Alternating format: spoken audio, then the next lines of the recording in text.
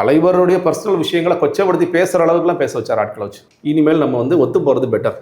நம்ம திரும்ப திரும்ப போய் ஏன்னா அவரை வந்து காலி பண்ணுறதுக்கு யூடியூப்பில் ஆட்கள்லாம் வச்சு பேசினார் இவர் ஞானரகசாமி. எந்த அளவுக்குன்னு கேட்டிங்கன்னா தலைவருடைய பர்சனல் விஷயங்களை கொச்சப்படுத்தி பேசுகிற அளவுக்குலாம் பேச வச்சார் ஆட்களை வச்சு. அந்த அளவுக்குலாம் மோசமாக பண்ணார். அது எதுவும் பெருசாக ஒர்க் இவர் பெருசாக எடுத்துக்கல. விஜயானந்த் வந்து ஓகே ரைட் அப்படின்னு சொல்லிட்டு அவர் எடுத்துக்கல. அவர் இல்லை வீடியோ பார்க்கல, ஏதோ ஒன்று ஒரு ஸ்டேஜில் புரிஞ்சுட்டார், இது வேலைக்கு ஆகாது, நம்ம வேறு வழி இல்லை, நம்ம இப்படியே போயிடுறதான் பெட்டர் அப்படின்னு சொல்லிட்டு அந்த முடிவுக்கு அவர் வந்துட்டார். ஆனால் 2 பேரும் ஒன்று சேர்ந்து பயணிக்கிறாங்க. ஆனால் நீங்கள் உங்களோட ஒட்டுமொத்த பேட்டி பார்த்தீங்கன்னா ஜானஆரோக்கியசாமி, புஷி ஆனந்த், கட்சியோட கட்டமைப்பு இப்படி தான் இருக்குது. விஜய்க்கும் கட்சிக்குமான உறவை பற்றி நீங்கள் அந்த எந்த இதுலையும் இல்லை. அப்போ அவருக்கும் உறவு நீங்கள் புரிஞ்சுக்கிட்டது எப்படி இருக்கு, புரிஞ்சிருப்பீங்களா ஓரளவுக்கு கட்சியோட இது? அதான் நீங்கள் நான் அதான் சொல்கிறேன் இல்லையா, நான் அவரை சந்திப்புகள்னு எதுவும் நடத்துனது கிடையாது. அப்போது அவர் வெளிப்படையாக செய்தி தொடர்புலாம் சந்திக்கணுமா, அப்படி ஒரு அவசியம் இருக்கா?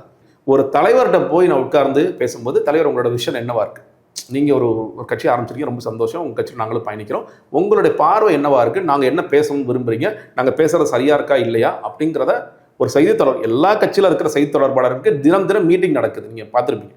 ஒரு விவாதத்துக்கு போகிறதுக்கு முன்னாடி இப்போ பாஜகவில் டெய்லி 1:30 மணிக்கு மீட் பண்ணி பேசுகிறாங்க, திமுகவில் மீட் பண்ணி பேசுகிறாங்க, அதிமுகவில் மீட் பண்ணி பேசுகிறாங்க. இந்த கட்சியில் அந்த மாதிரி மீட்டிங் கூட நடந்தது கிடையாது. ஒரு இன்புட்ஸ் கொடுத்தது கிடையாது.